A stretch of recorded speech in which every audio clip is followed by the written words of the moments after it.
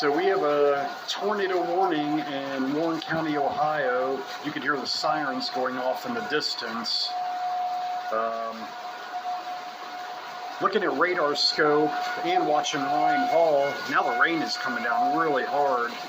Lots of lightning, but looks like a couple areas of rotation are just a few miles north of us.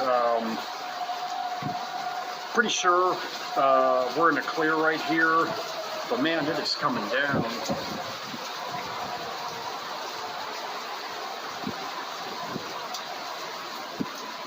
Winds are definitely picking up. The rain is looking like it's starting to go sideways, and lightning everywhere.